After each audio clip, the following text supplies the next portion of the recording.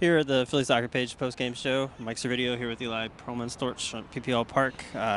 Union defeated by Sporting Kansas City in the U.S. Open Cup final, 7-6 in penalties after 1-1 in regulation. Disappointing night for a lot of folks here for the team, obviously. Initial reaction? I think it's most disappointing because it started so well. You know, the Union were far and away the better team until Kansas City equalized in the second half.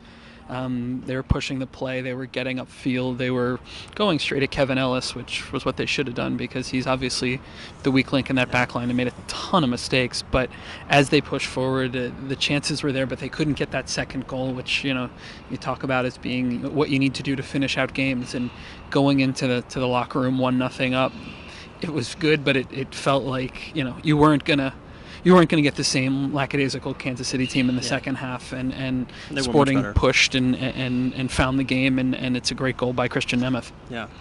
I think most soccer purists, none of us want to see the game go to penalties. It does go to penalties. Absolutely amazing penalty kicks from some players that maybe we didn't think had it in them. Yeah, I mean, you get to round, I think it was 7, and you see Michael Lahoud and Kevin Ellis both smash penalty kicks. You know, the talking point is going to be the sub of John McCarthy. You know, Andre Blake is obviously playing really well, both for his country and for the Union. But Jim Curtin saves a sub, makes that final sub for him. I thought it was funny that he admitted that in the 119th minute he had Connor Casey have a little cramp to get that sub on the field. They felt confident in McCarthy's penalty kicks, you know, ability. Thought it might give them an edge, and he went the right way all but 2 of the kicks, I believe. But just, you know, there's some good kicks there, and he couldn't get it, and the Union go down as both Maurice Edu and Andrew Wenger hit, you know, not kicks they'd want to hit if they had another chance, and made it easy enough for Tim Melia to come up with the 2 saves he needed to win that game. Yeah. Let's rewind a little bit and talk about the regulation time mostly. It seemed like the Union came out with a good tactical game plan. They really drove the game from the get-go. They deserved their goal. They had chances to get the second goal. Talk about that a little bit. Yeah.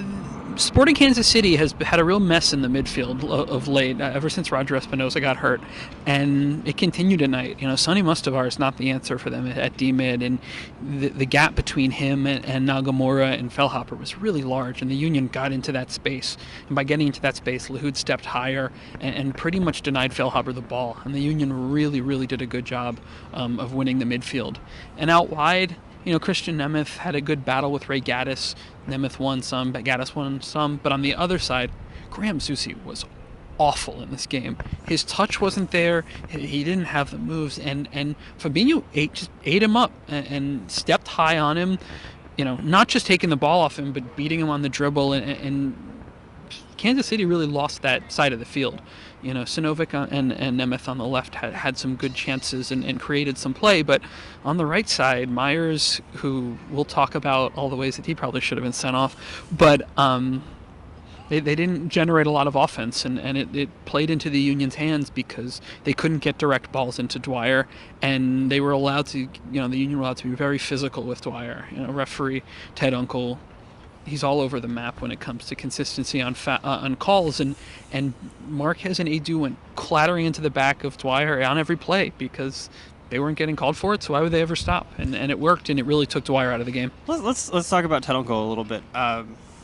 Humble opinion, I don't see any reason he should be reffing this game. He's been awful for him in MLS almost all season. I think he missed a number of calls, probably for both teams. Michael Lahoud with a really dangerous foul in the first half. You talk about the foul on Andre Blake where he gets kicked in the head, and there's not even a yellow card shown to Kansas City. 10 yellow cards in the game. I think Graham Zusi got 6 warnings in the end. I don't think you can in any way say this was a biased game. I think this was a wildly inconsistent game by a wildly inconsistent ref. And you know, when you look at the good refs who stamp their authority early in a game, they make the early foul calls, they set a tone. There was none of that in this game. And it was a difficult one, I think, and I'll give them a little bit, not a pass, but it's a tough game when the Union were dominant in the first half and it wasn't 50-50 challenges and hard, big tackles. It was more one direction. one-way flow in that first half. So then in the second half, when the two really started to get into those big 50-50 tackles, all of a sudden he had to start stamping his authority on it. And he's not a good ref. We know this. It is shocking that he'd be given this game, because he is in the bottom tier of MLS officials, if not at the bottom. And so the Chance Myers kick to Andre Blake's face was a really bad one. And it seemed obvious to most in the stadium. And, he comes crashing in, and you can come crashing in for the ball, but when you bring your foot up like that in a keeper who has his hand, it's just, that can't happen. Right. And he should have walked for that. Probably had 2 or 3 others that should have been yellow cards. I think finally got his yellow after the 80th minute and then gets subbed off. So, this game surprisingly finishes 11-11. Yeah. I think a lot of people will talk about the substitutes. I think a number of Union fans have complained that they've been coming a little bit too late all season. Did they come too late tonight, and were they the right moves? One thing that really surprised me before this game was not to see Fernando Aristeguieta in the 18. Obviously there are issues when you look at the different amounts of international spots, but Ethan White just played a game where he was in the MLS Team of the Week, and I think if you're in this game and you're building your bench, you need better offensive options than defensive options, because if you're playing good defense and you're winning, you're going to leave your back four intact. And if Maurice Edu is coming off with an injury, Vittoria or White, I think lately it's been a relative wash. But up front, not having Aristeguieta to go to, especially when you knew that Casey wasn't just coming on for 18 minutes, he was coming on for 48 minutes, which is a lot to ask of him. As we've seen his effectiveness is there in spurts, but not over a long stretch. And so I think the decision not to have Aristeguieta in there hurt them, because that's another guy who could get into the box, and having scored on the weekend is in a decent vein of form. Yeah, he's not as lethal as he could be. All those things that you could say about every Union striker, but that was one that I was surprised to see. And as you went down the stretch and you knew they needed a goal to win the game, there weren't the options that they wanted on the bench, because even Sebastian Letou in the 90th minute, with his track record in the Open Cup, Curtin's going to take that over Eric Ayuk.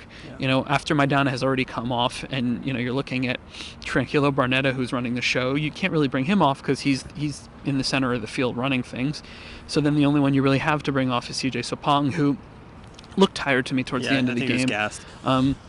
He's sort of the master of the dark arts, with the shirt tugging and the falling and the pulling people on him.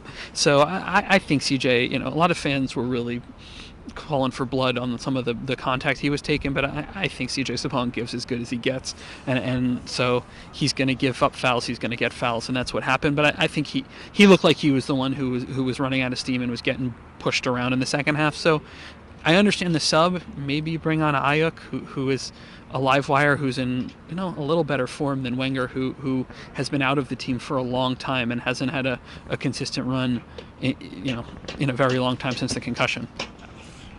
The goalkeeping situation seemed a little bit unsorted before the game. I think up until probably Monday or even yesterday, we were all assuming that John McCarthy would be in goal, and then yesterday we heard some murmurs that it would be Andre Blake, and it ended up being Andre Blake, who had a fantastic game this weekend, and I think probably got him the job today. Absolutely. Jim Curtin said, we interviewed him yesterday on the KOW Philly Soccer Show, that his mind was made up, and then after that performance they had to reevaluate things just based on that kind of game. Andre Blake is the Union's goalkeeper. John McCarthy has a great feel-good story, and he's, looks like he's going to grow into a very good backup spot starter when Blake is away on international duty. Andre Blake is this team's goalkeeper.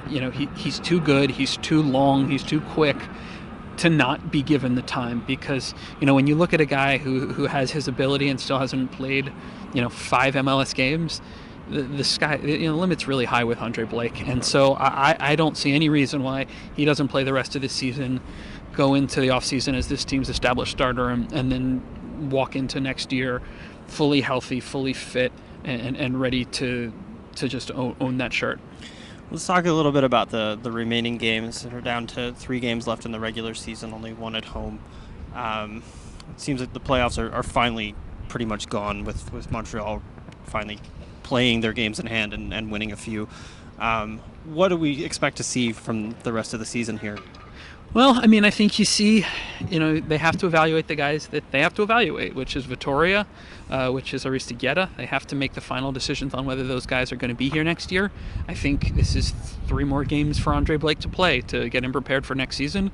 If you're going to make some experiments, this is the time to make them. If the Andrew Winger at right back is going to be a thing, Try it. why not now? Ray Gaddis has served this club very well, but he's exhausted. He's played every minute he's been able to, and up until this weekend when he had to, when he took the break against New England, give him a breather. He's going to want to play, but give him a breather. Other than that, I think Jim Curtin is going to finish this year with a strong 11. I don't think he's going to start throwing out, guys that we haven't seen like Jimmy McLaughlin or Eric Bird or giving starts to like Warren Craval. I think he wants to finish this season very strong, just to sort of give his guys a little bit of a boost going into the the postseason. Maybe they can play spoiler in Toronto. Maybe they can go up and win. Finish the season at home against Orlando with the win. Just he's grasping for anything to restore some confidence and give these guys something to believe in as the season ends. Yeah. I think we'll wrap up there. We'll be back for the last home game of the season against Orlando in late October. Thanks for watching.